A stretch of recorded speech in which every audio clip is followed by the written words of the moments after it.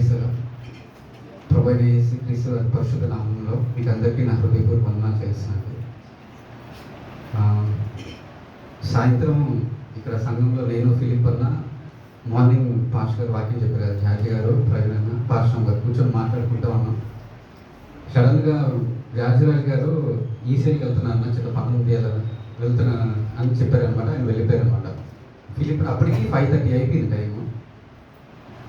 Philip నుండి సుజిత్ నువ్వు తీసుకో అంటే ఎప్పుడు నేను చెప్తుంటాను కదా, నువ్వు ఒకసారి తీసుకో అని అంటే మనసులో ఒక ఆలోచన వచ్చింది.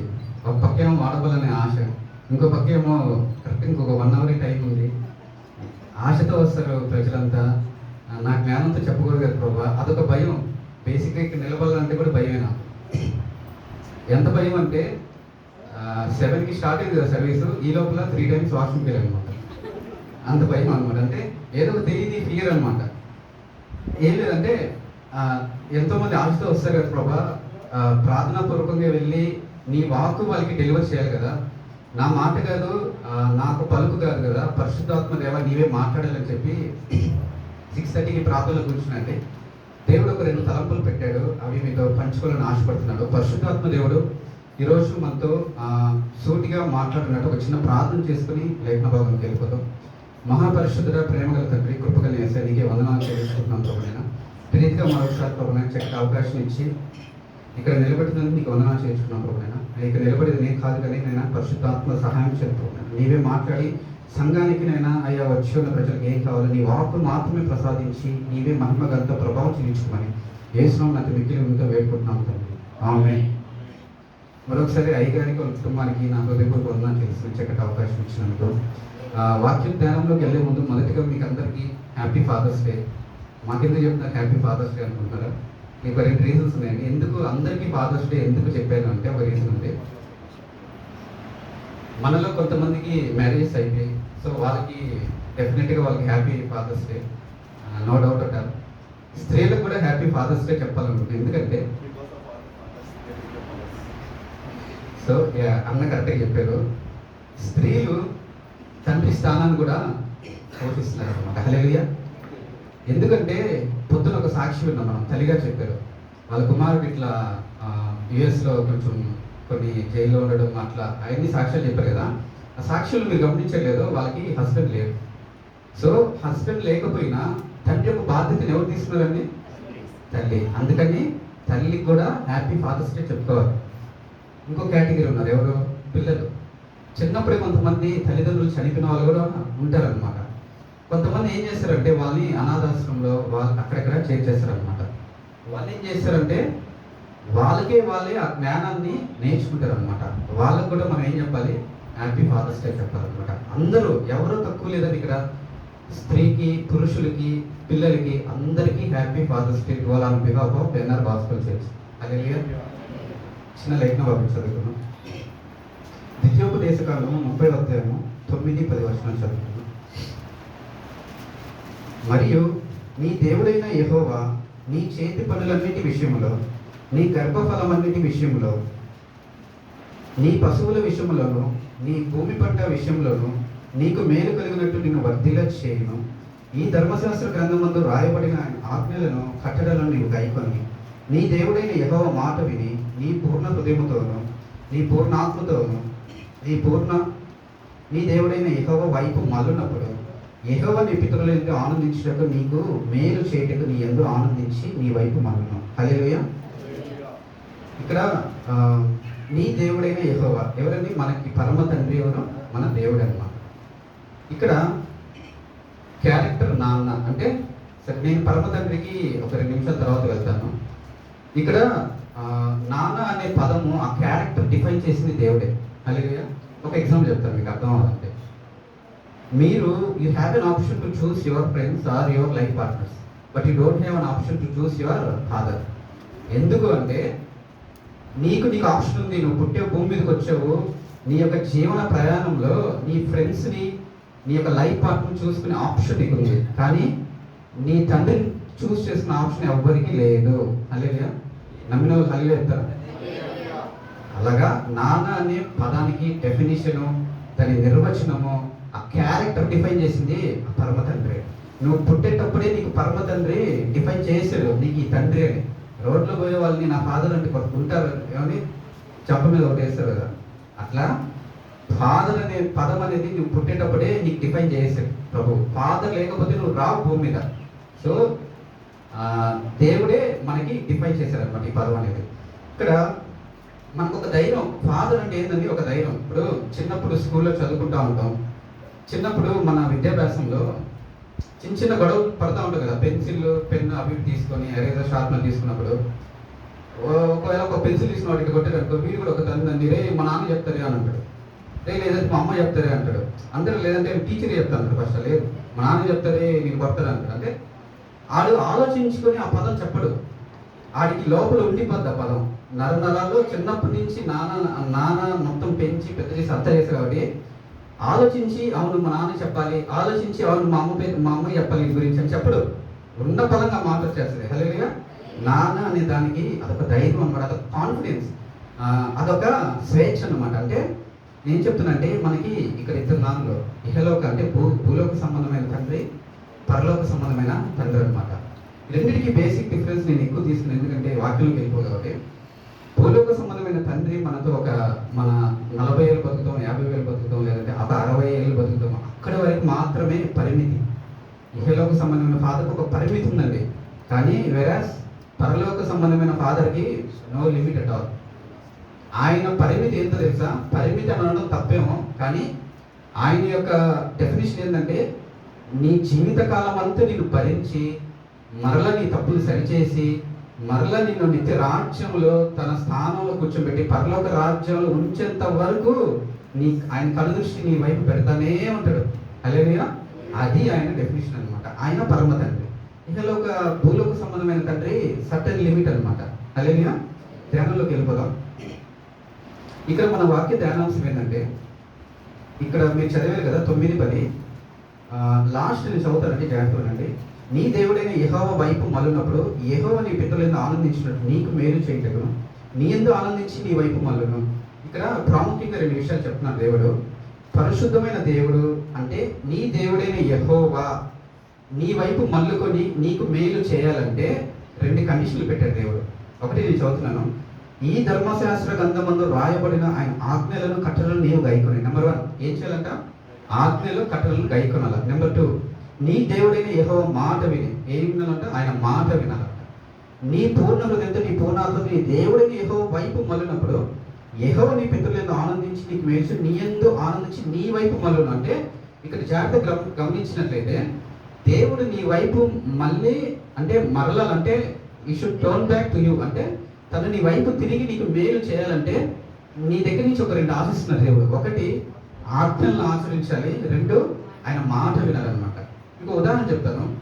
నేను ఈ రోడ్లకి నడుచుకుంటూ పోతున్నాను అనుకోండి, ఫిలిప్ అన్న ఎదురుగా నడుచుకుంటూ వస్తున్నాను అనుకోండి, బహుశా ఒకవేళ నేనే ముందుగా ఫిలిప్ అని చూస్తే హాయ్ ఫిలిప్ అన్న ప్రైజ్ లో అంట, అప్పుడు అన్నకి తిరిగి నా వైపు చూస్తాడు అనమాట. లేదు ఒకవేళ నేను చూడకపోతే ఫిలిప్ అని నన్ను ఒకవేళ ఐడెంటిఫై చేస్తే సుజిత్ బాగున్నావా ప్రైజ్ లో మా అంటాడు. అంటే ఆయన నా వైపు తిరిగి నన్ను ఐడెంటిఫై చేస్తాడు అనమాట. ఎందుకు ఈ ఉదాహరణ చెప్పారంటే దేవుడు కూడా ఆయన ఉండే స్థానంలో ఆయన ఉండే స్థితిగతుల్లో నీ వైపు చూడాలంటే నీలో కొన్ని క్వాలిటీస్ ఉండాలి. ఇప్పుడు షాపింగ్కి వెళ్తారు, మ్యాక్స్ ఈ ఉన్నాయి కదండి, మంచి మంచి షాపింగ్ ఉన్నాయి కదా, అక్కడ ఒక 50 ఈకామర్స్ అదే 50% ఆఫ్ లేదంటే 30% ఎక్స్పీరియన్స్ అని చెప్తారు అన్నమాట. టర్మ్స్ అండ్ కండిషన్స్ కూడా ఉంటాయి.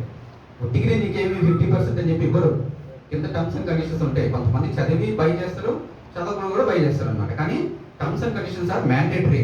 దేవుడు కూడా అంతే.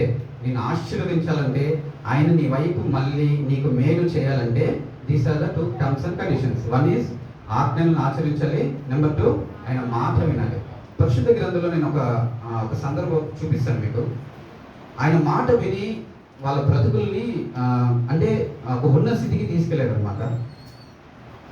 యోహాను 2:4-5 వచనం చదువుతుంది. యోహాను పత్రిక, యోహాను రాసిన సువార్త 2:4-5. యేసు ఆమెతో, అమ్మ నీతో నాతో నీకేమి పని, నా సమయం ఇంకను రాలేదనడు. ఆయన తల్లి పరిచారకులను చూచి ఆయన మీతో చెప్పినది చేయడను. హల్లెలూయా.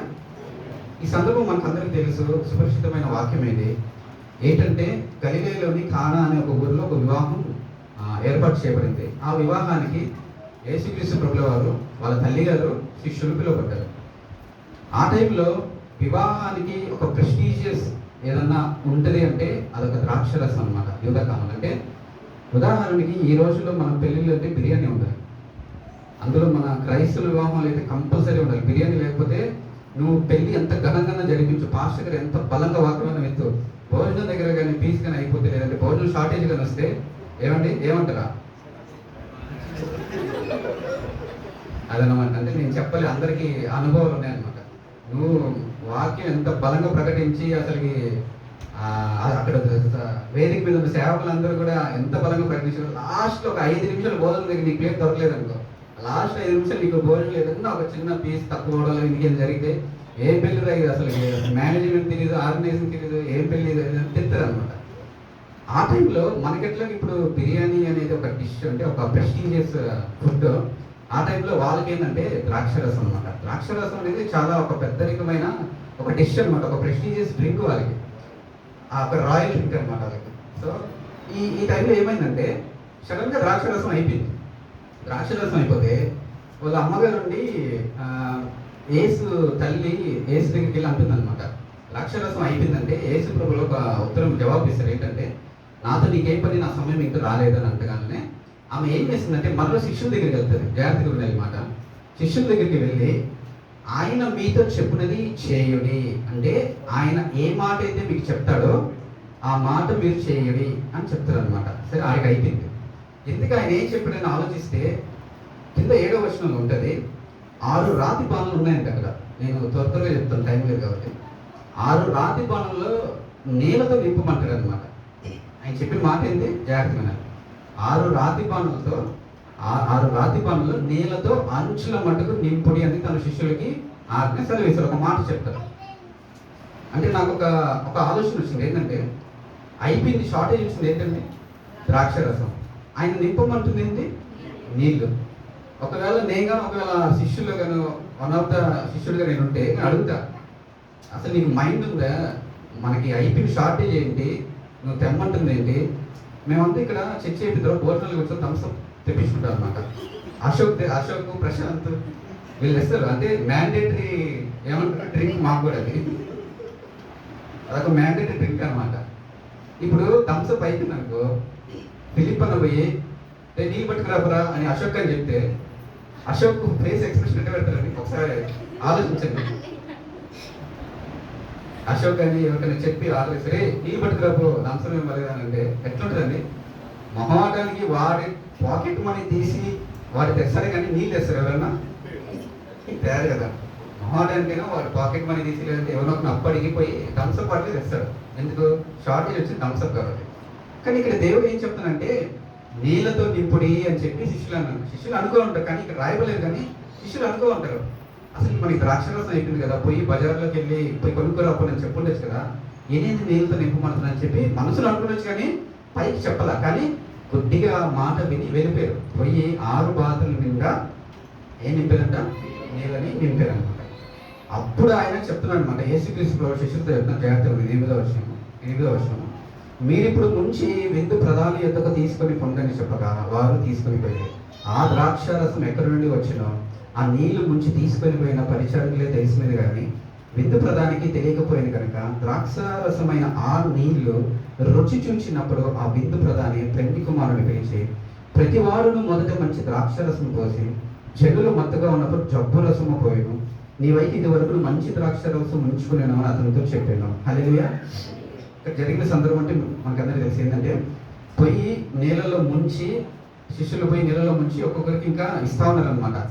అప్పుడు కూడా భయం వేస్తుంది, ఏంటి అరే నీళ్ళు కదా మన ముఖాన్ని పడతారేమో, అసలు ఏంద్రేమో ద్రాక్షరసం నీళ్ళు ఇచ్చామని చెప్పి ఏదో ఒక మిస్బిహేవ్ చేస్తారేమో, ఆ భయం ఉంటుంది ఎవరికైనా. సరే, పొయ్యి ఇవ్వగానే వాళ్ళు ఇచ్చిన స్టేట్మెంట్ ఏంటంటే, ఎవరైతే విందు ప్రధానంలో ఎవరైతే తాగారో నెక్స్ట్ సెట్ ఆఫ్ ద్రాక్షరసము, వాళ్ళు ఇచ్చిన స్టేట్మెంట్ ఏంటంటే, అయ్యా ఫెంటాస్టిక్గా ఉంది అసలు ఈ ద్రాక్షరసం ఎవరు తెచ్చారు, కానీ మొదట ఎందుకు ఈ ద్రాక్షరసం పోయలేదు, మొదట మీరు మంచిది ఉంచుకొని జబ్బుది కల్తీ చేసి పోసారు మాకు, జనాలు ఇంకెక్కువ వస్తారు వాళ్ళకి ఎత్తి పెడదాం అని చెప్పి, లేదంటే మొదట మీరు శ్రేష్టమైన ఉంచుకొని ఇప్పుడు ఎందుకు తీసుకొచ్చారని చెప్పి ఒక స్టేట్మెంట్, అంటే ఒక ఏమంటారు ఒక అది ఇచ్చారనమాట. అంటే ఆ శిష్యుల్ని కనపరిచారనమాట. అక్కడ ఎందుకు ఈ వాక్యం నేను ఎంచుకున్నానంటే, దేవుని మాట విన్నారు అంటే దేవుని మాట విని వాళ్ళు చేసిన దానికి వాళ్ళకి ప్రతిఫలం ఏమొచ్చిందండి? మంచి అదనమాట. అంటే నా జీవితం కూడా దేవుని మాట వింటే వేసారిపోయిన నీ బ్రతుకు కూడా మధురంగా మార్చబడుతుంది. హల్లెలూయా. ఎందుకు ఈ దేవుని నేలను ఎంచుకున్నారంటే, నీటికి ఒక రంగు ఉంటుందండి, నీటికి ఒక రుచి ఉంటుంది. నీటికి ఇప్పుడు నేను బాటిల్ నీళ్ళు ఇట్లా పోసాను అనుకోండి, ఎగువ ప్రాంతం ఉండే వెళ్తుందా, దిగువ ప్రాంతంలో ఉండే చొచ్చుకోపోతాయి నీళ్ళు, దిగువ ప్రాంతానికి ఎక్కువగా ఉండే ప్రాంతానికి వెళ్ళదు నీళ్ళు. దాని స్వభావం అది. ఒకవేళ నువ్వు ఈ దినాన కోపాలతో, కుళ్ళుతో, కృతంతాలతో, లేదంటే ఇంకా మన గల్తీ పత్రికలో చెప్పాడు కదా, శారీరకమైన అవన్నీ ఒకవేళ అటువంటి విషయాలుగా ఉంటే, దేవుడు చెప్పిన మాట ఏంటంటే నీళ్ళ వల్లే నీ స్వభావం మార్చబడాలి. దేవుడు ఎందుకు నీళ్లు పోసారని అంటే, నీళ్లు పోసి అది శారీరక నీళ్ళని కాదు, ఆత్మీయ అర్థం ఏంటంటే నీళ్ళ లాంటి స్వభావం నీలో నాలో ఉన్నప్పుడే దేవుడు నీ జీవితాన్ని మధురంగా మార్చగలుగుతాడు. హల్లెలూయా, హల్లెలూయా. నీళ్ళ వల్లే నీ స్వభావం తగ్గింపు వచ్చేసి, ఒకవేళ ఇప్పటిదాకా నువ్వు ఒకవేళ ఈగోయిస్ట్గా ప్రవర్తించి, నాకేంటి నేను మంచిగా చదువుకున్నాను, నాకేంటి నన్ను ఎవడు ఆపగలడు, నా జ్ఞానాన్ని మించిన వ్యక్తులు ఎవరు ఉన్నారా అని చెప్పి ఒకవేళ అటువంటి పరిస్థితులు గుండా వెళ్ళి ఒకవేళ ఉంటే, దేవుడు చెప్తున్న మాట, ప్రియ సంగమా, నీతోనే దేవుడు మాట్లాడతాడు, అటువంటి అన్ని తీసివేసి నీళ్ళ వల్ల స్వభావం ధరించుకొని నీవు కానీ దేవుడి దగ్గరికి వస్తే దేవుడు నీ బ్రతుకుని మధురంగా మార్చగల శక్తిమంతుడైన ఆ దేవాతి దేవుడు. హల్లెలూయా. ఇక్కడ అంచుల మట్టుకు నింపమన్నాడు. కారణం ఏంటి తెలుసా? అంచుల మట్టుకు అంటే నీ జీవితం, నా జీవితం, ప్రతి చిన్న పాపం కూడా అంచుల మట్టుకు అంటే మొత్తానికి తీసేయాలి దేవుని దగ్గరికి వచ్చేటప్పుడు. అంతే. కొంతమంది వస్తారు దేవుని దగ్గరికి, ప్రభు ఒక్కటే, ఈ ఒక్క పాపమే, దీనివల్ల నేనేం నరకానికి వెళ్ళను కదా, అంటే ఇదేం పెద్ద పాపం కాదు కదా అన్న క్రైస్తవులు కూడా ఉన్నారు ఈ లోకంలో. అంటే క్రైస్తవుల స్వభావం ఎట్లా ఉంటుందంటే, నేను పోయినసారి ఇదే ఉదాహరణ చెప్పాను అనమాట. అంటే పాపను అనుభవించాలి కానీ దాంట్లో పడకూడదు. హల్లెలూయా. పాపను అనుభవం అంటే పోయినసారి ఉదాహరణ చెప్పి మీకు గుర్తుందో లేదు, మరొకసారి చెప్తాను. ఒక తండ్రి పిల్లోడు రైల్వే స్టేషన్ దగ్గర వెయిట్ చేస్తాను ట్రైన్ కోసం. యాత్రికుల ఉదాహరణ, పిల్లోడు ట్రైన్, తండ్రి అక్కడ కూర్చున్నాడు, ప్లాట్ఫామ్ ఇక్కడ ఉందనుకోండి, పిల్లోడు అక్కడ కొస్తాన్ దాకా వెళ్ళి ట్రైన్ వస్తూ ఉందనమాట. అక్కడికి నిలబడి తండ్రితో అడుగుతున్నాను అనమాట, ఏంటంటే తండ్రి నేను ఎంతవరకు చివరి దాకా వెళ్తే నేను పడిపోకుండా, ట్రైన్ వచ్చే తాకిడికి నాకేం అవ్వకుండా ఎంత కొసానం వరకు వెళ్తే నేను బ్రతుకుతాను, నాకేం అవ్వకుండా ఉంటుంది అని అంటారు. అంటే వాడు అడుగుతున్న ప్రశ్న చూడండి. ఏమంటే తెలివైన తండ్రి ఏమని చెప్తాడు, నోరు మూసుకొని రా నా దగ్గరికి, ఎంత దూరం ఉంటే నువ్వు అంత సేఫ్ అని. అంటే ఎంత కొసానం వరకు, అంటే ఎంత ఎచ్చు వరకు వెళ్తే నాకేం కాకూడదు. మళ్ళా ఏమంటే వాడు కోరిక చూడండి, నాకేం కాకూడదు, పాపంలో దిగాలి కానీ పాపాన్ని అనుభవించాలి కానీ ఏం అవ్వకూడదు, పాపంలో పడిపోకూడదు అనమాట. హల్లెలూయా. ఈరోజు క్రైస్తవులు బతుకున్న మనము దేవుని దగ్గరికి వచ్చేటప్పుడు చిన్నది కానీ పెద్దది కానీ ప్రతిదీ అంచుల మటుకు నడినెత్తి నుంచి అరికాల వరకు ప్రతి పాపము కూడా మనం ఏం చేయాలంటే విడిచిపెట్టి నీళ్ళ వంటి స్వభావంగా ధరించుకొని కానీ నువ్వు కానీ ఈరోజు వచ్చి ఆయన ఆరాధించగలిగితే, ఎలాగైతే దేవుని మాట విని ఆ యొక్క శిష్యులు అనేక మంది ప్రజల ముందు ఒక గణముగా ఎంచబడ్డారో, నీ బ్రతుకు కూడా అనేక మంది ప్రధానుల యొక్క, ఎక్కడైతే నువ్వు హేళన చేయబడ్డావో, ఎక్కడైతే నువ్వు నిందించబడ్డావో, అనేకమైన ప్రధానులు అంటే గొప్ప గొప్ప వారి ఎదుట నీ బ్రతుకుని, ఇదిగో ఈ దేవుని చేత ఆశీర్వదింపబడిన బిడ్డ అని చెప్పి ఒక ఆశీర్వాదం నీకు ఇవ్వబోతున్నా. హల్లెలూయా. ఒకసారి ఏం చెప్పానండి, దేవుని మాట వింటే మనకి ఏమొస్తుందని చెప్పాను. ఇంకొకటి త్వరగా చూసి ముగించేస్తున్నాం. రెండవ విషయం నేను ఏం చెప్పాను, సెకండ్ టర్మ్స్ అండ్ కండిషన్లో ఫస్ట్ చూస్తున్నాం. రెండోది అంటే ఆజ్ఞలను పాటించాలా, అంటే పూర్ణ హృదయంతో పూర్ణ ఆత్మతో ఆయన్ని ఆరాధించాలా, పూర్ణ హృదయంతో ఆయనకి ప్రార్థన చేయాలన్నమాట. ఒక సందర్భం చెప్తాము, త్వరగా ముగించేస్తాం. 1వ దినవృత్తాంతం 4:10 మనకందరికీ తెలిసినటువంటి వ్యక్తి.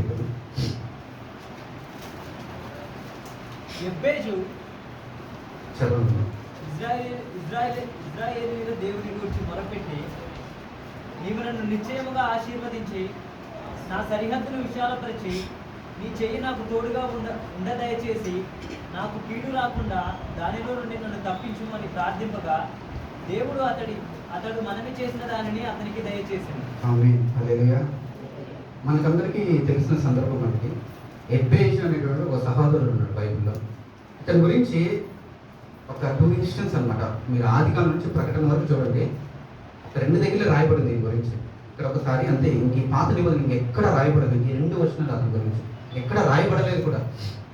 అంటే దేవుడు ఎంత ప్రాముఖ్యత ఇచ్చాడో చెప్పాలని ఆశపడుతున్నాడు ఇతని జీవితం నుండి. ఎబ్బేజు మనకందరికీ తెలుసు, అతని తల్లి పేరు ఇక్కడ చెప్పబడలేదు, కానీ ఇతను ఎట్ట పుట్టాడంటే తన తల్లి ఒక పేరు పెట్టిందంట, ఎబ్బేజు అంటే వేదన. వేదన పడి ఇతని కంటినని అతని తల్లి అతనికి ఎబ్బేజు అని పేరు పెట్టాను. దానికి పై వచ్చిన ఏమో రాస్తుంటే, ఎబ్బేజు తన సహోదరుల కంటే ఘనము పొందిన వాడే ఉండెను. ఘనము ఎలా పొందాడు అనేదే నేను కొన్ని విషయాలు పంచుకుంటాను మీకు. ఇప్పుడు మీ తల్లిదండ్రులు ఒకవేళ నీకు వేదన అని పేరు పెడితే మీరు క్లాసులకు వెళ్తారా?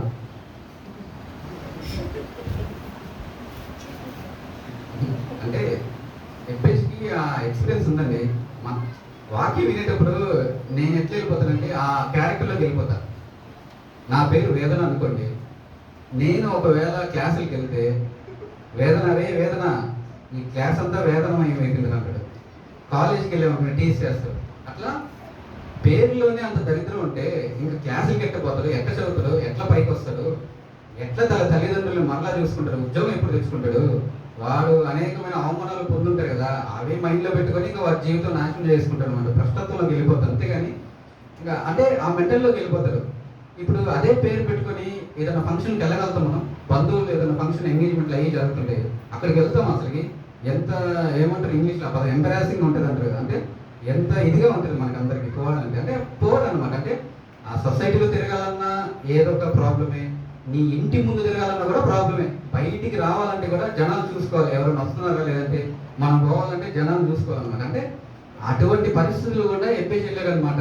ఎబ్బేజు యొక్క జీవితం ఎట్లుందంటే, తన తల్లి వేదన పడి ఇతని కనిందంటే, ఆమె ఈ ఎబ్బేజుని కనేటప్పుడు అంట చాలా వేదన పడింది అనమాట. చాలా వేదన పడి పేరు తటక్కన మాట పెట్టేసింది దానికి. ఎవరు? ఎబ్బేజు తల్లి వేదన అని పెట్టేసింది అనమాట. ఇంకా అక్కడి నుంచి మొదలు తన పతనం ప్రారంభమైంది. సహోదరులు కూడా ద్వేషిస్తున్నారు అనమాట. పై వచనం అదే చెప్తుంది, సహోదరుల కంటే ఘనము, సహోదరులు అందరికంటే ఘనము పొందిన వాడే. అంటే ఘనత ఎప్పుడు వచ్చిందో తెలుసా? కింద వచనాలు ఉంటుంది అనమాట. అని నేను తర్వాత చెప్తాను. సహోదరుల కంటే కూడా ఘనముగా ఎంచబడ్డాడు అనమాట. అంటే సహోదరులు కూడా మునుపటి జీవితంలో ఏం చేశారు? ద్వేషించారు. అరే నువ్వు వేదన మాకు రావద్దు అయినా, మేము ఏదో మంచి పనికి వెళ్తున్నావు, నువ్వు రావద్దు, ఆ బిజినెస్ క్యాన్సిల్ అయిపోతుంది డీలు, లేదంటే ఆ పంట నష్టం వచ్చేస్తుంది, లేదంటే నువ్వు ఏ పని తలపెట్టు ఈ యొక్క ఎబ్బేజు యొక్క క్యారెక్టర్ని తీసుకొచ్చేస్తారు అనమాట. నేను వస్తాను అంటే ఎక్కడ కూడా ఎంకరేజ్మెంట్ అనేది లేదు ఎబ్బేజ్కి. అంతా కూడా A to Z మొత్తం డిస్కరేజ్మెంట్. అంటే తన చుట్టూ 360 యాంగిల్స్ అంతా కూడా డిస్కరేజ్మెంటే. అటువంటి పరిస్థితుల్లో ఎబ్బేజు ఏం చేశాడు తెలుసా? కింద వాక్యం చదువుతుంది, జాగ్రత్తగా అంటే ఎబ్బేజు ఇశ్రాయేలు దేవుని గూర్చి మొర్రపెట్టి, జాగ్రత్తగా వెళ్ళింది ఈ పదము. ఎబ్బేజు ఇశ్రాయేలీయుల దేవుని గూర్చి మొర్రపెట్టి ఇట్లా మొర్రపెట్టాడు, ఏమని? నీవు నన్ను నిశ్చయముగా ఆశీర్వదించి నా సరిహద్దును విశాలపరిచి నీ చేయి నాకు తోడుగా ఉండ దయచేసి నాకు కీడు రాకుండా దానిలో నుంచి నన్ను తప్పించుము అని చెప్పి ప్రార్థన చేశాడనమాట. ఇక్కడ చెప్పబడుతున్న వాక్యం ఏంటంటే, ఇశ్రాయేలుల దేవుని కూర్చి మొర్రపెట్టి, దాని అర్థం ఏంటంటే అప్పుడు దాకా ఎవరికి మొర్రపెట్టడం ఇక్కడ రాయబడలేదు, కానీ ఇశ్రాయేలు దేవుని కూర్చి మొర్రపెట్టడం అంటే పనాలో చెప్పారు ఎవరు? అరే బాబు, ఇశ్రాయేలు దేవుడైన యెహోవా గొప్ప గొప్ప కార్యాలు చేస్తున్నాడు, ఒక్కసారి ఆయనకి ప్రార్థన చేయనగానే వచ్చి ప్రార్థన చేస్తున్నాడు అనమాట. ఎబ్బేజు ఎవరు? ఎబ్బేజు ఇశ్రాయేలు దేవుని గురించి ఇలా మొదలుపెట్టాడు. తనకు అసలు ప్రార్థన వచ్చా లేదో కూడా తెలీదు. చేసిన ప్రార్థన ఒక 2 లైన్లు, ఒక 2 to 3 లైన్స్ ఉంటాయండి. దానికి ఎంత ఆశీర్వాదం వచ్చింది. మనం ఎంత ప్రార్థన చేస్తాం, మనకెంత ఆశీర్వాదం రావాలని లాస్ట్లో చెప్తాను నేను. ఈ 2-3 లైన్స్ ప్రార్థనకి దేవుడు ఫిదా అయిపోయాడు. అసలు ఆయన ప్రార్థనకి ఏం చేశాడు తెలుసా? నీవు నన్ను నిశ్చయముగా ఆశీర్వదించి నా సరిహద్దును విశాలపరిచి నీ చేయి నాకు తోడుగా ఉండ దయచేసి నాకు కీడు రాకుండా దాని నుంచి నన్ను తప్పింపు అని ప్రార్థింపగా దేవుడు అతని మనమై చేసినదని అతనికి దయచేసాను. ఈరోజు మనకి ఏదైనా ఒక ప్రాబ్లం వచ్చింది అనుకోండి, ఎబ్బేజు అంత పెద్ద ప్రాబ్లం రాకపో. ఎందుకు? కృపాకాలంలో ఉన్నాం కాబట్టి మనకు అంత ప్రాబ్లమ్స్ రావు. మనమే అవి సృష్టించుకుంటాం. చిన్న ప్రాబ్లమే పెద్దగా చేసుకుంటాం. ఎబ్బేజు అంత కాకపోయినా ఒక చిన్న ప్రాబ్లం వస్తే మనం ఏం చేస్తాం తెలుసా? దేవుని దగ్గర ఫస్ట్ రాం. పోయి మనుషుల దగ్గర చెప్తాం అనమాట. ఫస్ట్ మనుషుల దగ్గరికే చెప్పేస్తాం అనమాట. కానీ ఎబ్బే ఏం చేశారంటే, అంతకు ముందు దాకా తన జీవితంలో ఎన్నో వేదనలు అన్నీ పొందిన ఎబ్బేచు దేవుని దగ్గరికి వచ్చి ఎవరో ఒక మాట చెప్తే నమ్మి, గుడ్డిగా నమ్మి, తన పూర్ణ హృదయంతో కుమ్మరించి వచ్చి ప్రార్థన చేస్తున్నాడు అనమాట. ఇశ్రాయేలు దేవుడైన యెహోవాకి. హల్లెలూయా. అతను చేసిన మనని అతను ఆలకించిన, అంటే తన ప్రార్థన వేదనతో స్టార్ట్ అయింది, ముగింపు ఎట్టుందో తెలుసా? ఆశీర్వాదంతో ముగించబడింది. హల్లెలూయా. ఈరోజు నువ్వు ఎటువంటి పరిస్థితిలో ఉన్నావో, 2016లో మేము కూడా అంటే ఈ ఎన్ఆర్ హాస్పిటల్కి వేదంతో వచ్చాము. అంటే అప్పటికి మా జీవితంలో చితికిలు పడిపోయి ఉద్యోగం రాక, దేవుళ్ళు సరిగా లేక, అటువంటి పరిస్థితుల్లో వేదనకు క్లిష్టమైన పరిస్థితులు ఎన్ఆర్ హాస్పిటల్కి వచ్చామండి. చెప్పాలంటే అదొక పెద్ద సాక్షి, కానీ షార్ట్గా చెప్పేస్తున్నాను. క్లిష్ట పరిస్థితులు అయితే వచ్చాము, ఎందుకంటే కొంతమంది సాక్షి కూడా తెలుసు. క్లిష్ట పరిస్థితుల్లో వచ్చిన దేవుని దగ్గరికి ఆయన మాట విని ఈ పులిపిడి దగ్గర మోకరించి ప్రార్థన చేస్తున్నారు. అంతేగాని ఇంకెక్కడికి పోయి మనుషుల మాటలని వాళ్ళు జాబ్ ఇస్తారు, వీళ్ళు జాబ్ ఇస్తారు, లేదంటే అక్కడికి వెళ్ళి ఇక్కడికి వెళ్ళి అని చెప్తే ఎక్కడికి పోలా. హల్లెలూయా. మమ్మల్ని ఆ స్థితిలోకి తీసుకొచ్చాడు దైవజనుడు. అట్లా ఆ త్రోవలో నడిపించాడు అనమాట. అటువంటి త్రోవలో నడిపించి ఇక్కడ వేదనతో దేవుని దగ్గరికి వచ్చి ఆ కృంగుబడితో వచ్చాం. కాబట్టి ఈ దినాన ఆ లాస్ట్ బ్యాచ్ ఎవరైతే ఉన్నారో 2016 ఆ బ్యాచ్ ఎవరైతే అందరూ ఆశీర్వదింపబడ్డారు. హల్లెలూయా. హల్లెలూయా. అంటే చెప్తున్న మాట ఏంటంటే, ఈ దినాన సంఘానికి వచ్చిన మీలో కూడా ఎంతోమంది ఎన్నో వేదనలు గుండా, కొంతమందికి ఫ్యామిలీ ప్రాబ్లమ్స్ ఉంటాయి, కొంతమందికి పర్సనల్ ప్రాబ్లమ్స్, కొన్ని చెప్పుకోలేని ఉంటాయి. ఇప్పుడు కొన్ని ఏంటంటే తల్లిదండ్రులకి కొన్ని మాత్రమే చెప్తాయి. ఎందుకు? అన్నీ చెప్పేస్తే గుడ్ విల్ పోతుంది. అన్నీ చెప్పేస్తే ఒరే దుర్మార్గుడు వింటాడు అని అంటారు తల్లి కానీ తండ్రి కానీ. అంటే కొన్ని చెప్పాలన్నమాట. అట్లాంటివి కూడా ఏం చేస్తుందంటే, దేవుడు ఇస్తున్న ఛాన్స్ ఏంటంటే, రా నా దగ్గరికి వచ్చి మొర్రపెట్టు, నేను నీ వైపు తిరిగి నీకు మేలు చేస్తా. హల్లెలూయా. 2 విషయాలు చెప్పాను మీకు. ఒకటి, ఆయన మాట వినాలా. 2, ఆయన ఆజ్ఞలను గైకొనాలా. ఈ 2 కానీ చేస్తే దేవుడంట నీ వైపు మరలి, అంటే you should turn back and he will bless you. అతను తిరిగి, అంటే దేవుడు ఇట్లా తిరిగి నీ వైపు చూసి నిన్ను ఆశీర్వదిస్తాడు. హల్లెలూయా. ఈరోజు మనం చేసే భక్తి ఎలా ఉండాలంటే, ఆయన ఏంట్రా నీ బాధ అని వచ్చి మనం అడగాలి. హల్లెలూయా. మనం చేసే భక్తి, మనం చేసే ప్రార్థన, ఏదో ఆదివారం వస్తున్నాము, 2 సర్వీసులు అటెండ్ అవుతున్నాము, శనివారం వస్తున్నాము, ఏదో వస్తున్నాము పోతున్నాము, మిగతా 5 రోజులు అసలు ఎక్కడ తిరుగుతామో తెలియదు, ఎక్కడికి పోతున్నామో తెలియదు, ఎక్కడ అసలు ప్రార్థన డైలీ ప్రేయర్ లేదని పర్సనల్ లైఫ్ ఎలా ఉందో తెలియదు. ఇవన్నీ సరి చేసుకోకుండా రావాలి అంటే, చిన్నప్పటి నుంచి మనకి ఇది ఒక ఆచారం అయిపోయింది. ఏంటి? ఆదివారం వస్తే సంఘానికి పోవాలి అంతే. మీరు ఎక్కడన్నా ఉండండి, ఆదివారం మటుకు ఆయన సన్నిధిలో ఉండండి అయ్యా. ఇప్పుడు తల్లిదండ్రులు యూఎస్కి పంపించేటప్పుడు ఇదే చెప్తారు అనమాట. ఏంటి? నువ్వు ఎక్కడన్నా ఏమన్నా చేసుకో బిడ్డ, ఆదివారం వస్తే మటుకు అక్కడ ఒక సంఘం ఎత్తుకో ఉండు అంటే. అంత మాత్రం చెప్పరనమాట. అంటే ఎందుకు పోవాలి? క్రైస్తవుడు ఉన్న నీవు అసలు ఏం చెల్లించాలి, ఎందుకు ఆయన దగ్గర పోవాలి అంటే, అట్లా ఆచార భక్తి కాకుండా మనం ఏం చేయాలంట, మనం చేసే భక్తి ఆయనకి రగిలిపోవాలన్నమాట. అంటే ఆయన పని బట్టలు ఆయన ఉంటాడండి. ఆయన పని బట్టలు ఆయన ఉండి నీ వైపు త్రిప్పుకొని, నీ వైపు మలుకొని నేను ఆశీర్వదించాలంటే అంత తగ్గ స్టఫ్ నీలో ఉండాలి. హల్లెలూయా. దానికి తగ్గ స్టఫ్, దానికి తగ్గ మెటీరియల్ నీలో ఉండాలి. హల్లెలూయా. ఆ మెటీరియల్ని 2 చెప్పాను మీకు. ఒకటి, ఆయన మాట వినాలి. 2, ఆయన ఆజ్ఞలను ఆచరించాలి. ఇటు రీతిగా దేవుడు మన జీవితంలో, ఒకవేళ మీరు వచ్చిన మీలో ఒకవేళ అటువంటి కేటగిరీస్ అంటే ఈ 2 విషయాలు ఏదో ఒక విషయంలో ఉంటాం మనం ఖచ్చితంగా. ఒకటి, ఆయన మాట వినే స్థితిలో ఉండకపోవచ్చు, అన్నిసార్లు దేవుని మాట వినం కదా. 2, ఒకవేళ ఆయన ఆజ్ఞలు ఆచరించే విషయంలో ఒకవేళ డీలా పడుతున్నాము, ఒకవేళ ఈ దినాన ఈరోజు దేవుడు నీతోనే మాట్లాడుతుంటారు. ఒకవేళ అటువంటి స్థితిలో కానీ ఉంటే ఈరోజు ఈ దినాన దేవుడికి చక్కటి అవకాశం ఇస్తున్నాడు. ఒక చిన్న ప్రార్థన చేసుకుని మనం ముగిచేస్తున్నాం. పరిశుద్ధ ప్రేమగల తండ్రి, ఒక 2 నిమిషాలు అందరూ మోకరించి ప్రార్థన చేస్తున్న వ్యక్తిగతంగా. ఒకవేళ ఆ మనుషులకి చెప్పకపోవచ్చు, మీరు పలానా పరిస్థితిలో ఉన్నాను బ్రదర్, లేదంటే ఇటువంటి ఘోరమైన కోపంలో నేను ఇరుక్కొని ఉన్నానని చెప్పి ఒకవేళ నువ్వు చెప్పకపోవచ్చు. కానీ పరమ తండ్రి అడుగుతున్నాడు దేవుడు, నాతో వచ్చి ఎలాగైతే ఎప్పేసి ప్రార్థన చేశాడో, రా నువ్వు వచ్చి నాకు ప్రార్థన చేయి. వేదంతో ప్రార్థన చేసి ఎలాగైతే ఆశీర్వాదం ముగింపులు ఆశీర్వాదం పొందుకున్నాడో ప్రియ దేవుని బిడ్డ, ప్రియ దేవుని సంగమా, ఈరోజు దేవుడిని అటువంటి స్థితిలోకి తీసుకెళ్ళాలని ఆశపడుతున్నాడు. ఒకవేళ ఈరోజు అటువంటి స్థితిలో ఉంటే ఈ దినమే, ఈ క్షణమే దేవుడు ఒక చక్కటి అవకాశం నీకు ఇవ్వబోతున్నాడు. ప్రార్థన చేసి ఆయనకు మొరపెట్టు. ప్రభువా, ఈ నా పరిస్థితులు ప్రభా, చెప్పుకోలేని పరిస్థితులు ప్రభా, దైవ సేవకులతో పంచుకోలేని పరిస్థితులు ప్రభా, తల్లిదండ్రులతో పంచుకోలేని పరిస్థితులు ప్రభా, అయ్యా చెప్పుకుంటే నాకు అవమానం వస్తుంది ప్రభా అనుకుంటే ఇదిగో ప్రభు అడుగుతున్న చేయించబడు ఈ రోజు ఎప్పేశ్వరి నువ్వు నిలబడి మోకరించి ప్రార్థన చేయి.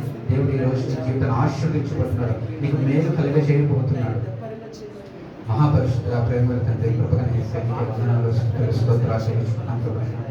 ఈ రీతిగా మరొకసారి ప్రభువైనా మరి సాయంత్రం ప్రభువైనా నీ యొక్క పరిశుద్ధుడు ఉన్నాడు ప్రభువైనా. అయ్యా నీ వాక్యాన్ని వితులకు నేర్చుకున్న మహాకృపను బట్టి నీకు వందనాలు చేయించుకున్నాం ప్రభువైనా. అయ్యా ఈ రీతిగానైనా అయ్యా శ్రేష్టమైన వాకులతో మాతో మాట్లాడుతున్నాం. నిజమేనైనా ఎన్నో మార్లు ప్రభువైనా నీ మాట వినక ప్రభువైనా నీకు విరుద్ధంగా ప్రవర్తించినప్పుడు నీకు విరుద్ధంగా ప్రభువైనా మాట వెనుక ప్రభువైనా అనేక మార్లు ప్రభువైనా లోకం వైపు చూసి మనుషులు మనల్ని విని ప్రభువైనా మన జీవితాన్ని నాశనం చేసుకున్న ప్రభువైనా అనేకమైన ఆశీర్వాదాలు ఎప్పుడో పొందుకోవాల్సింది కదా ఇప్పటికీ పొందుకోలేకపోతున్నాం. అంటే నీ మాట వినలేని స్థితిలో చచ్చిన స్థితిలో ఉన్నాం ప్రభువైనా. ఒకవేళ నేను ఈ దినాన్ని ప్రభువైనా అటువంటి స్థితిలో ఉంటే లేఖనం ద్వారా హెచ్చరించి మమ్మల్ని మార్చిన ప్రభు ఇదిగో అడుగుతున్నాం ప్రభు, నోరు తెరిచి సంఘంతో కూడి అడుగుతున్నాం ప్రభువైనా. మాతో నీ మాట్లాడే ప్రభువైనా నీ మాట వినాలని చెప్పి ఏదైనా నిశ్చయించుకునే ప్రభువైనా మా బ్రతుకులైనా అయ్యా మరి నేను కొనసాగించాలని ఆశపడుతున్నాం ప్రభువైనా. అయ్యా మరి నేను ఆరాధించే విషయంలో పూర్ణ హృదయంతో పూర్ణ ఆత్మతో ప్రభువైనా ఒకవేళ నేను ఆరాధించలే స్థితిలో ఉంటున్నామో ప్రభువైనా మనసు ఎక్కడో పెట్టి ప్రభువైనా అయ్యా మరి నేను ఆచారంతో ఒకవేళ చేస్తుంటేనైనా అయ్యా దయచేసి క్షమించి మనం ప్రార్థిస్తున్నాం ప్రభువైనా. అయ్యా మరొకసారి ప్రభువైనా అయ్యా వాక్యం అయినా అయ్యా మరి వినయ ఈ రెండు వాక్యాల ద్వారా ప్రభువైనా అందరి జీవితంలో నీవే అయ్యా మలుచుకొని మా జీవితంలో గొప్ప ఆశీర్వాదం దయచేసి మేలు కలిగజేసి నీ నామానికి మాత్రం మహిమ గంత ప్రభావం చెల్లించుకోవాలి. చిన్న ప్రార్థన నచ్చిగా నేర్చుకున్నాం నాకు మీకు వేడుకొచ్చున్నాం మా ప్రియ పరలోకపు తండ్రి. ఆమేన్.